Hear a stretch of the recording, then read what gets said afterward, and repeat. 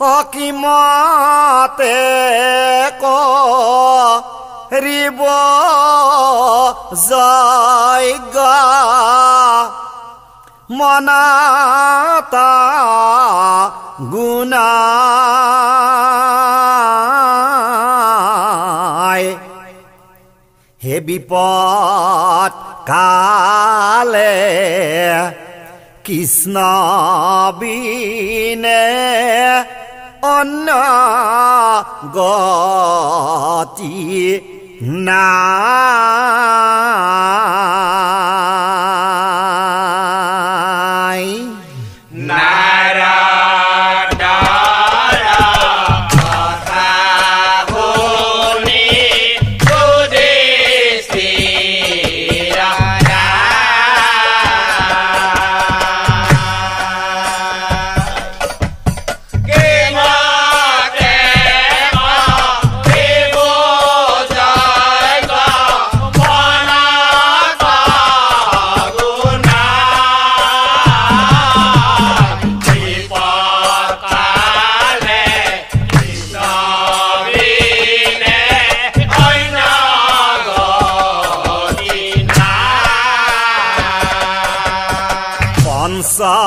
ভাতৃ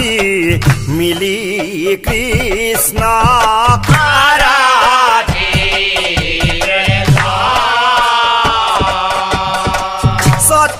চতুর্ভুজা রূপে দেখা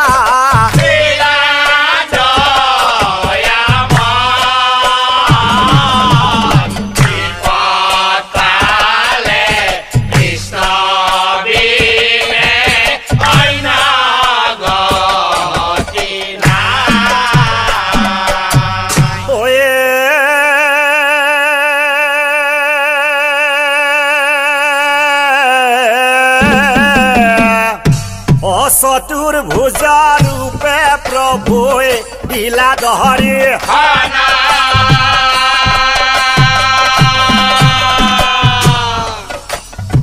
ও কৃষ্ণক চাই যুধিষ্ঠিৰে বলিলা বচনা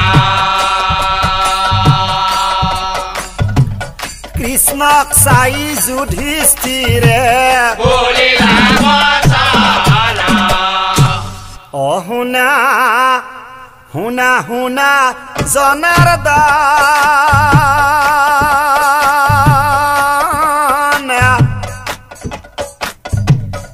আমার বচন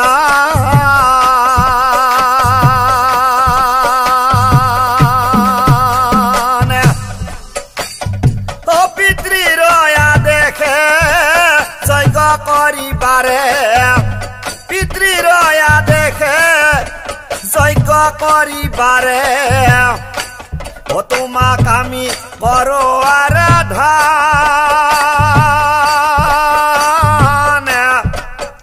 ও দিয়া কৃষ্ণ ইয়ার সমিধান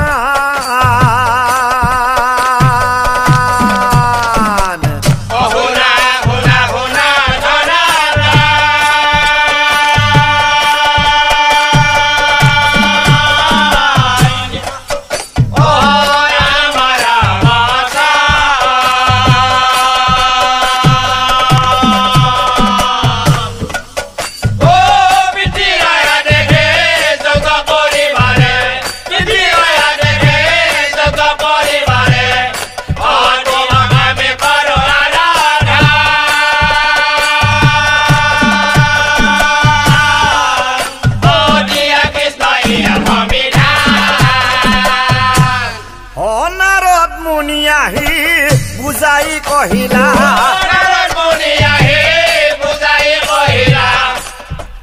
ৰাজহুয় যজ্ঞ কৰিবলৈ দিলা অহে আমি হৈছো নিৰূপায়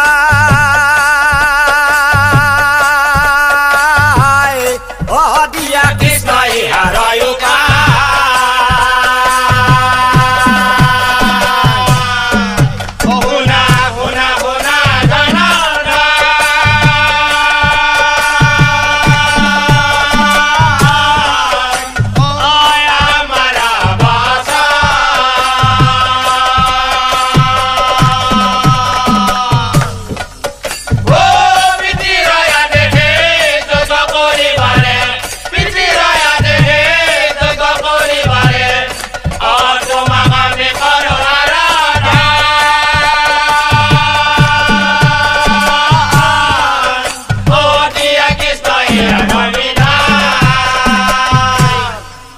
কথা শুনি শ্ৰীকৃষ্ণই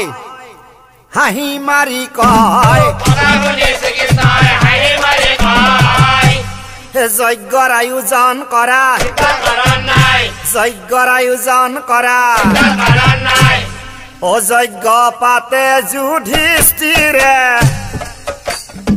কৰি আয়োজন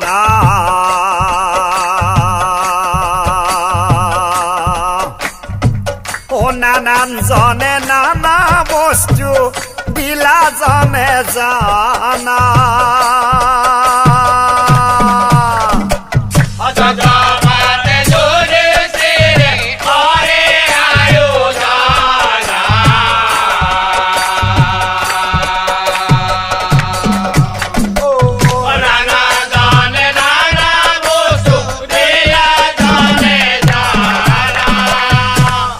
ৰজা মহা ৰজা গণে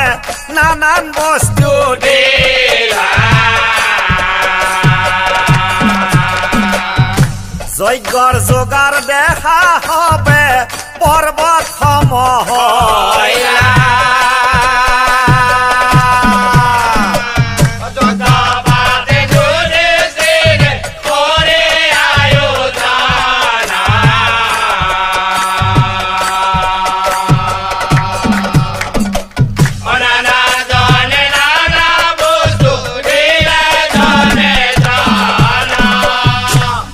কৃষ্ণই বলে শুনা দাদা ও মোহৰাব দাদা ধৰ্মৰাই তোমাৰ যজ্ঞৰ সকলো যা যোগাৰ হৈয়ে গ'ল দাদা এতিয়া শুনা সেই তোমাৰ যজ্ঞত অকণ কত থাকিব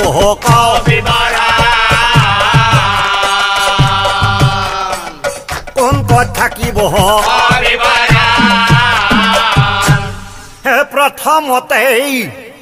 প্ৰথমতে দুৰ্যোধনক ৰাজভঁৰালত থৈলা কি ও তাকো দেখি ভীম খেনে নাই কৃষ্ণ এয়া হ'বই নোৱাৰে কাৰণ দুৰ্যোধন হৈছে আমাৰ পৰম শত্ৰু গতিকেই দুৰ্যোধনক ধন ভঁৰাল ৰখিয়া পতা আৰু উদক ভেটা ৰখিয়া পতা একেই হ'ব কৃষ্ণ দাদা বৃকোদৰ লক্ষ্মী হাত দুৰ্যোধনৰ তেওঁ নিজেও নাজানে ঐ এগুণ দিলে 10 গুণ বাঢ়ে এগুণ দিলে 10 গুণ বাঢ়ে সেইকাৰণে ৰাজভঁৰালত ৰাখিলো হে বাকি কাম কৰি যোৱা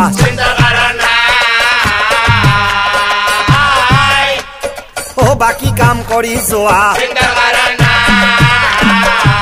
দাদা ধৰ্মৰাই শুনা দাদা ধৰ্মৰাই কওঁ শুনা তোমাৰ ঠাই যজ্ঞত কিনো ভাৰ লব মই যজ্ঞত কিনো ভাৰ লব মই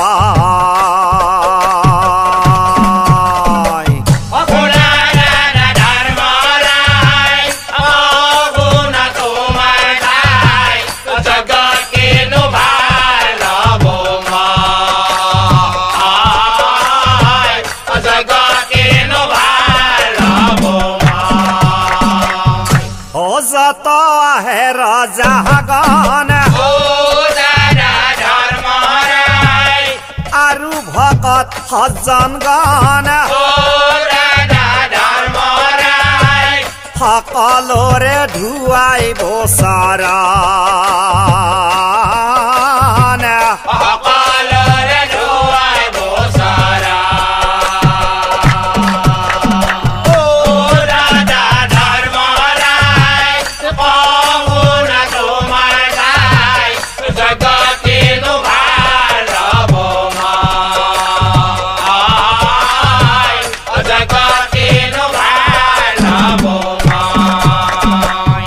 নাই নাই নাই কৃষ্ণ এয়া এয়া হবই নোৱাৰে কৃষ্ণ এয়া হবই নোৱাৰে জগতৰ ঈশ্বৰ হৈ তুমি এই সাধাৰণ নৰমনুষ্যৰ চৰণ ধুৱাব খুজিছা নাই নাই কৃষ্ণ ঘৰৰে গৰাকী হিচাপে এই কাম তুমি মোকেই কৰিবলৈ দিয়া কৃষ্ণ এই কাম তুমি মোকেই কৰিবলৈ দিয়া অ কথা শুনি শ্ৰীকৃষ্ণই হাঁহে মিচিকাই এই কাম ময়ে কৰিম এই কাম ময়ে কৰিম এই বুজাই বঢ়াই শ্ৰীকৃষ্ণই সকলো কয় আৰু এনেকৈ অযজ্ঞৰ দিন আহি পাছে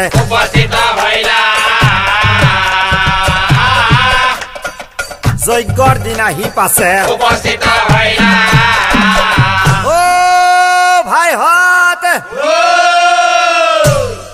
হে যজ্ঞৰ বাতৰি পাই ও ৰজা প্ৰজা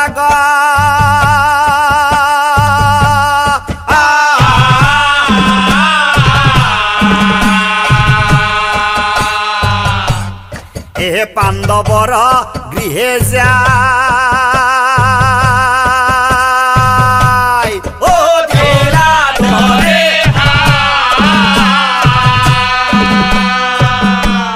হে যত হে ৰজা প্ৰজা ভকত সজ্জন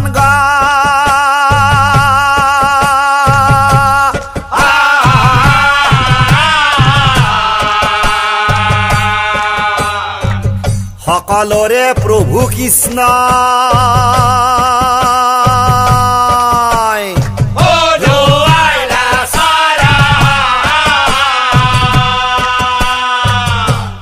হে সকলোৰে প্ৰভু কৃষ্ণ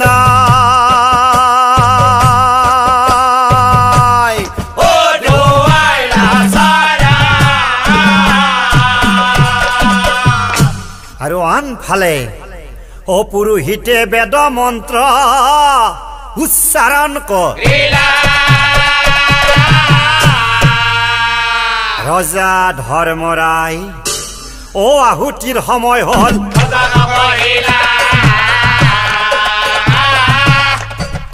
আহুতিৰ সময় হল হে কথা শুনি শ্ৰীকৃষ্ণই বিপ্ৰগণ কয় এতিয়াও পূৰ্ণাহুতিৰ সময় হোৱা নাই শুনা দাদা ধৰ্মৰাই ও আমাৰ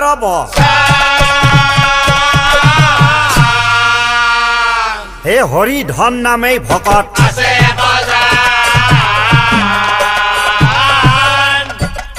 হৰি ধন নামেই ভকত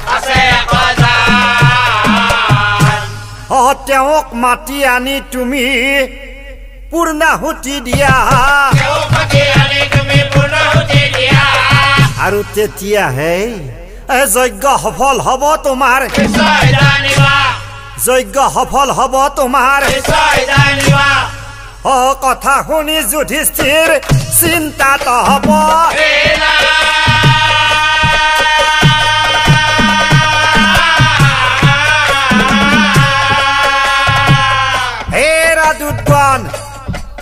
যোৱা তোমালোকে হৰিধন ভকতক বিচাৰি আনা এটিখন দুধগণক চাই ৰজাই ও ভাইহঁত মহাৰাজৰ আদেশ গতিকে বলা আমি হৰিধন ভকতক বিচাৰি যাওঁ যুধিষ্ঠিৰৰ কথা শুনি দুধগণ যায়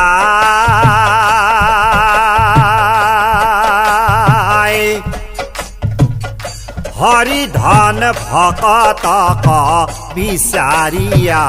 যায়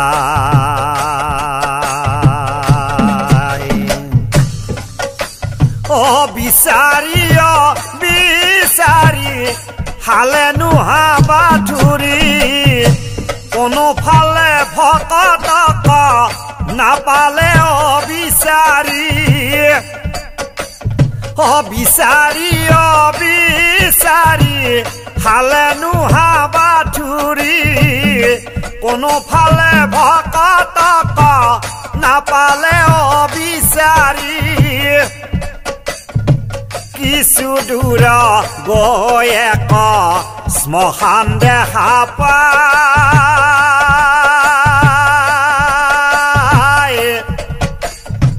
অমৃত দেহা পুৰি আছে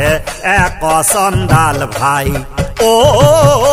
মৃত দেহা পুৰি আছে এক চন্দাল ভাই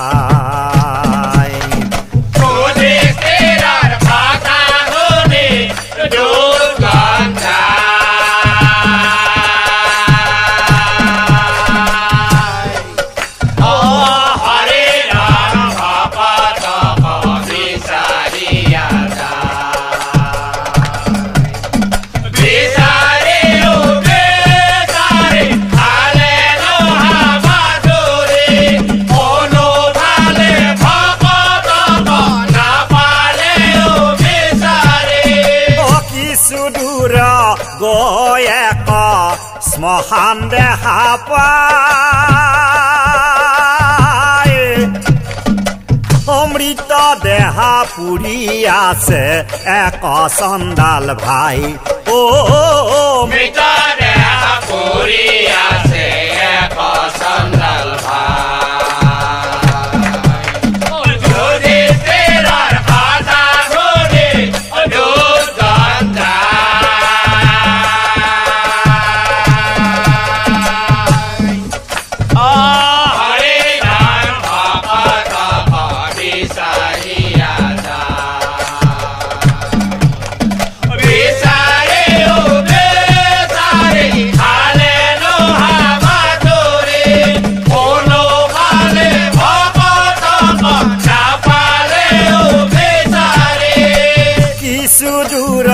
গৈ এক শ্মশান দেখা পায় অমৃত দেহা পুৰি আছে এক চন্দাল ভাই ও মৃত দেহা পুৰি আছে এক চন্দাল ভাই বলো হে চন্দাল ভাই ও তুমি হৰিধন ভকতক চিনি পোৱা নেকি হেই কি কলা হৰিধন ভকত দেখোন ময়ে কি হৰিধন ভকত তুমি এই ও ভাইহত হে দাড়ি গুফৈ ভুহুকাৰ চন্দালো কেতিয়াবা হৰিধন ভকত হ'ব পাৰে মোৰো মনে কিন্তু নধৰে ও ভাইহত সি বুলি দুধ গণে আলোচন কৰাই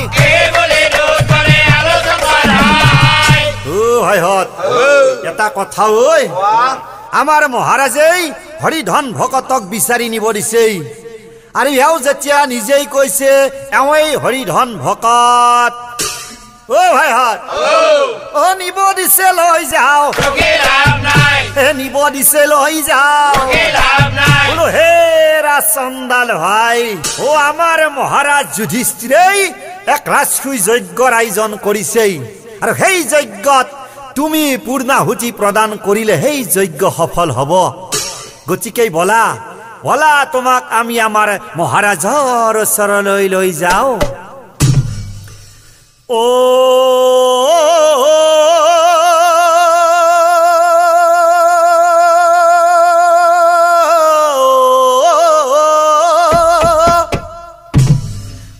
কথা শুনি হৰি ভকত কথা শুনি হৰি ভকত ৰথে উঠিল যাই দুটৰ সংগে হৰি ভকত যজ্ঞে চলি যায় ভকত ও যজ্ঞে চলি যায়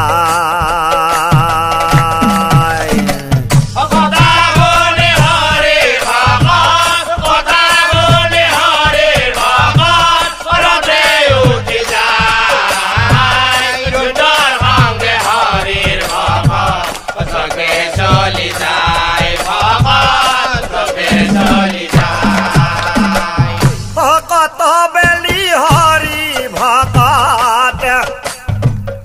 যজ্ঞৰ স্থলী পাইলাই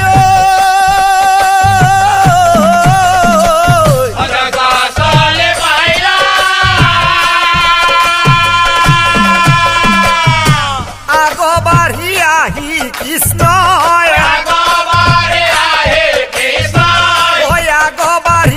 আহি কৃষ্ণ চৰণ ধুৱাইলা অয়াথে বেথে ভকতক আগ বঢ়াই নিলা কৃষ্ণই আগ বঢ়াই নিলা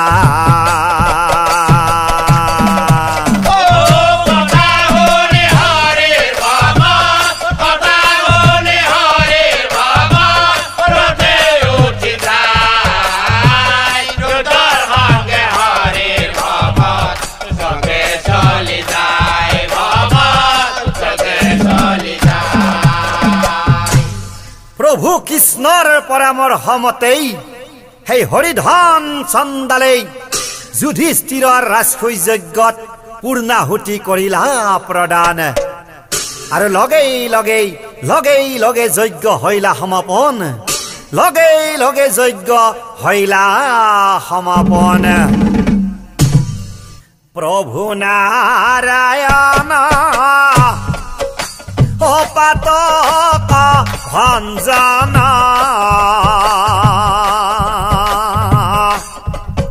হে ভকত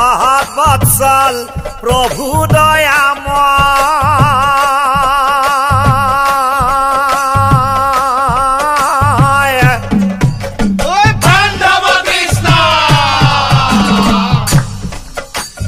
অযজ্ঞ সমাপনে প্ৰভু জনাৰ্দনে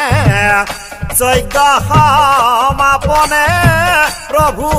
জনাৰ্দনে ৰজাৰ আগে মাগিলা বিদায়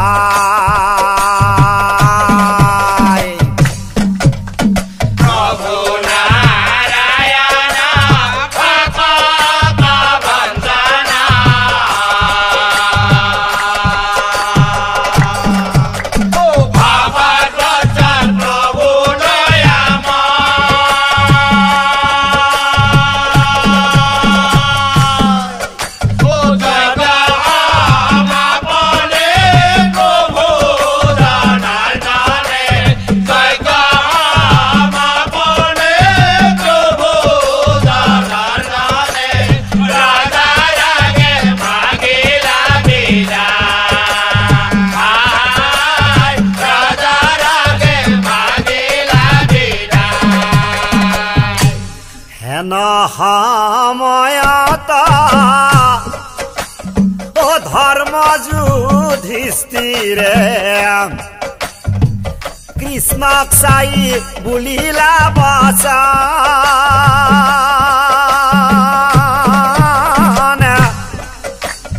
এ জগতৰ ঈশ্বৰ হৈ ভকত বৈষ্ণৱৰ গৈ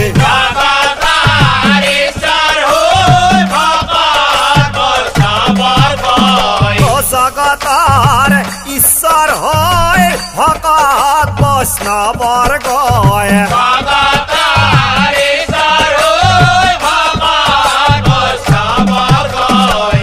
কিয় তুমি ধুৱাইলা চৰণ প্ৰভু নাৰায়ণ ভকতক বন্দনা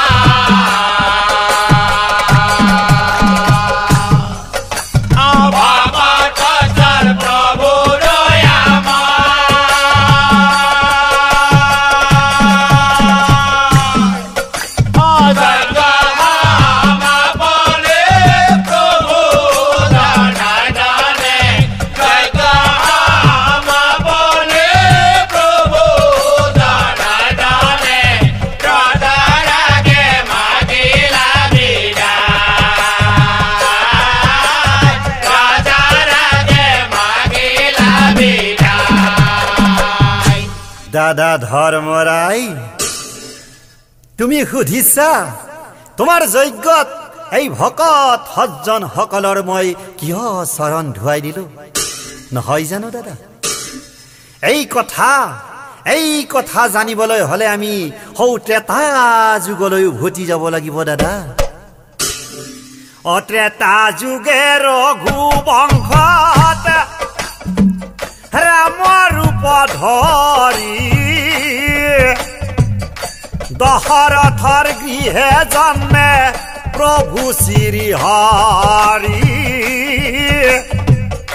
দশৰথৰ গৃহে জন্মে প্ৰভু শ্ৰী হৰি।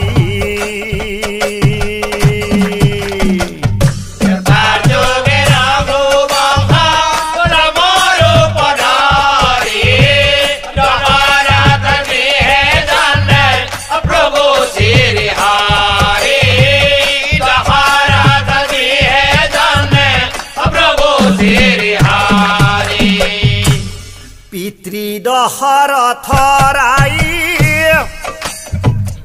অতি গুণবান অতি নিজনী ভাৰ্যা ৰজাৰ পুত্ৰ চাৰিজন।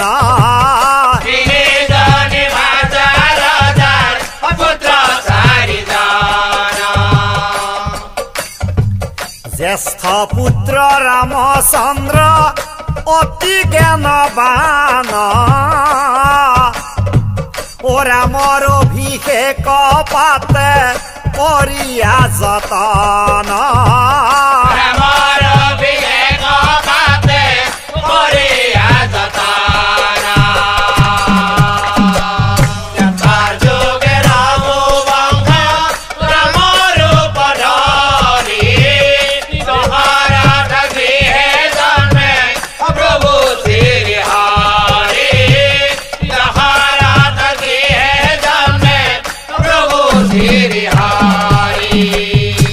কিন্তু হাই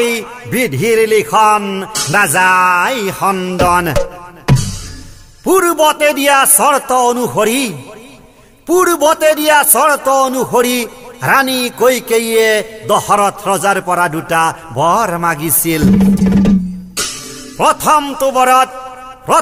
বৰত ভৰতক অযোধ্যাৰ ৰজা পাতিব লাগে আৰু দ্বিতীয়টো বৰত ৰামচন্দ্ৰক 14 বছৰ বনবাস দিব লাগে। কি নাই কথা শুনি দশৰথাই ভৰি মূৰ্ছা গইলা।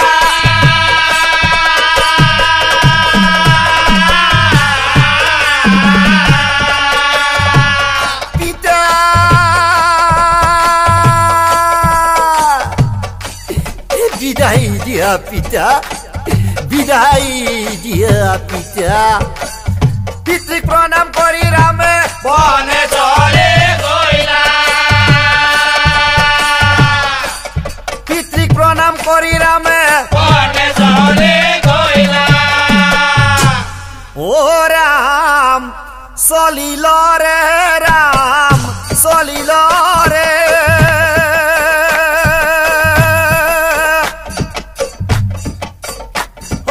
পিতৃ সত্য পালি সীতা খংগে লক্ষ্মণ বনবাসে ৰাম চলিল ৰে।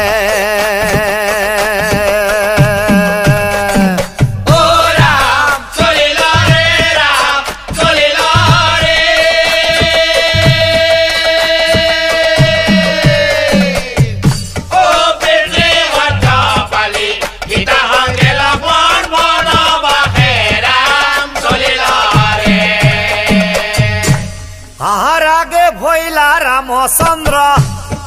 মধ্যতে জানকী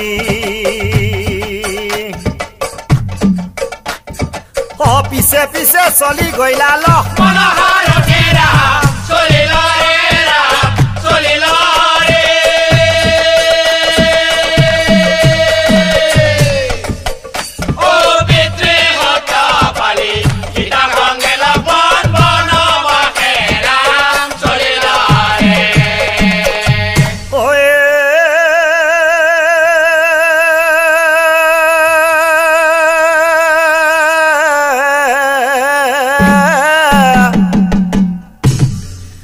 বনৰ মাজত কত দিন পাৰ হৈ কইলা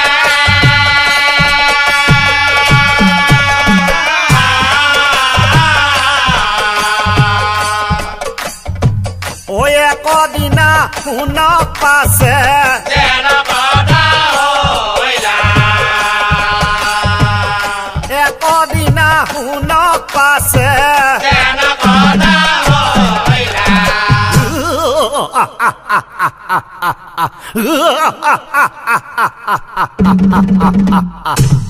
ও ভিখাৰী বেখেৰে রজা লঙ্কেশ্বরে সীতা দেবী করিলা হরণ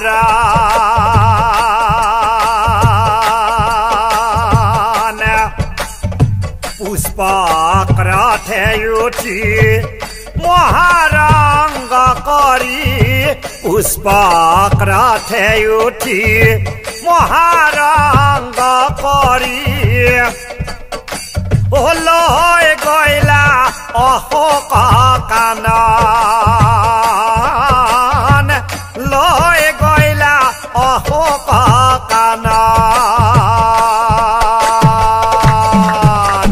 ভিখাৰীৰ বেশেৰে ৰজা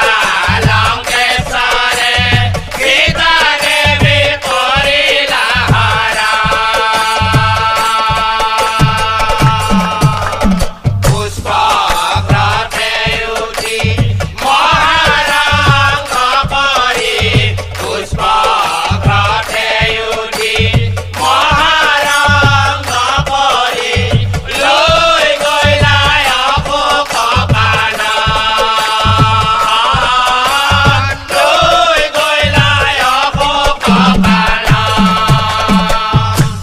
অশোক বনত সীতা দেৱীক যতনাই ৰাখিলা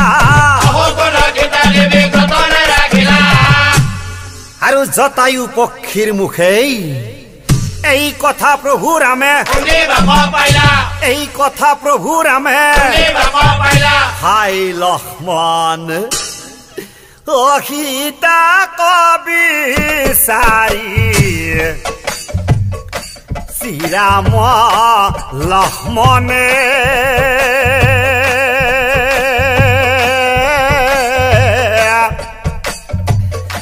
বান্দৰ খংগে লৈ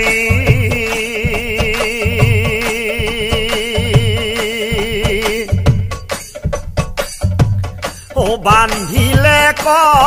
সেইটো সাগৰত গয়া সীতা দেৱীক উদ্ধাৰ কৰি বলয়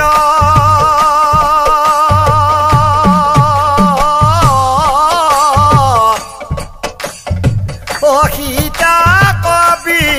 চাৰি শ্ৰীৰাম লক্ষ্মণে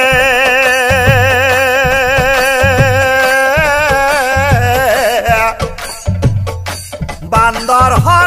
খংগে লৈ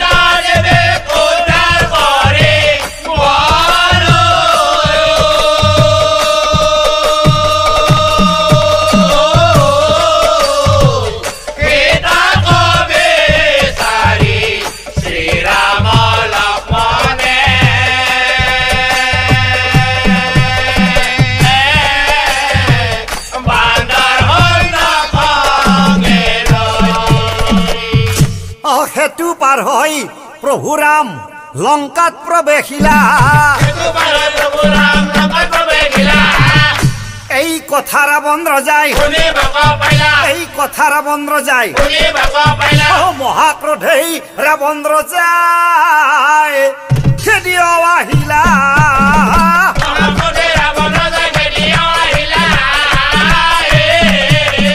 মহাপুতে ৰাৱণ ৰজাই খেদিও আহিলা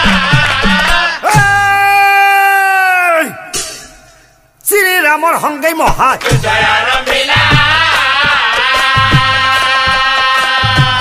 ও শ্ৰীৰামৰ সংগী মহা জয় আৰম্ভিলা ও যুদ্ধ কৰে লংকেশ্বৰে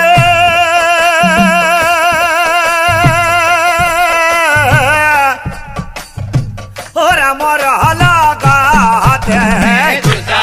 কৰে লংকেশ্বৰে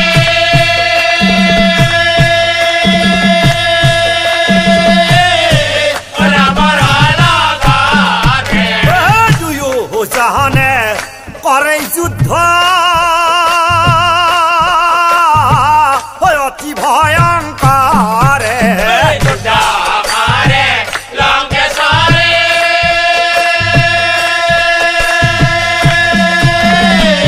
ৰামৰ লগতে কোন মহাপাপী লংকেশ্বৰ পৰৰ শ্ৰীক হৰণ কৰি মহাপাপ চপাই ললি তই এই পাপৰ ফলে বিনাশ হবি জানিবি নিশ্চয় এই পাপৰ ফলে বিনাশ হবি জানিবি নিশ্চয় এই পাপৰ ফলে বিনাশ হবি জানিবি নিশ্চয় যুদ্ধ কৰে লংকেশ্বৰে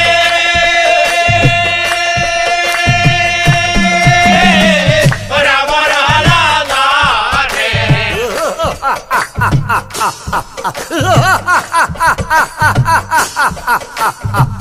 শুন বনবাসী ৰাম শুন বনবাসী ৰাম মোৰ ভনী সুৰপুনাহাৰ নাক কাণ কাটি কৰি আছা অপমান আৰু তাতোকৈ মোৰ পুত্ৰ ইন্দ্ৰজিতক বধি মহা দুখ দিছ তই আৰু আজি এই দুখৰে প্ৰতিশোধ লম মই জানিব নিশ্চয় এই দুখৰ প্ৰতিশোধ লম মই জানিবি নিশ্চয় এই দুখৰ প্ৰতিশোধ লম মই জানিবি নিশ্চয় যুদ্ধ কৰে লংকেশ্বৰে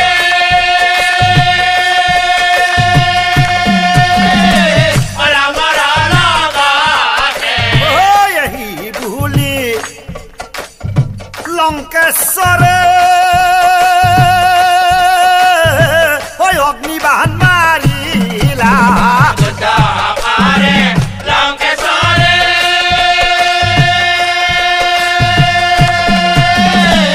ৰামৰ লগতে বৰুণ বাহানে ৰামচন্দ্ৰ তাহাক কাটিলা যুদ্ধ কৰে লংকেশ্বৰে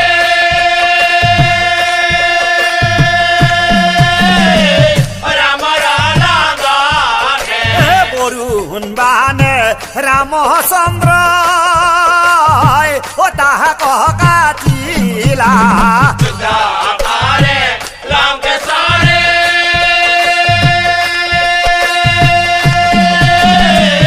ৰামৰ লগতে শুন লংকেশ্বৰ এয়া পাহুপাত অস্ত্ৰ তুলি ললো মই পাৰ যদি নিজকে ৰক্ষা কৰ্তই পাৰ যদি নিজকে ৰক্ষা কৰ্তই পাহুপাত অস্ত্ৰ ৰামে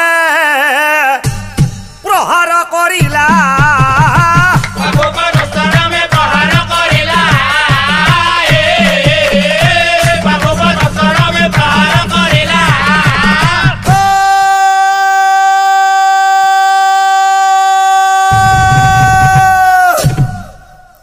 সেই বানে ৰাৱণৰ মুণ্ড কাটি দিলা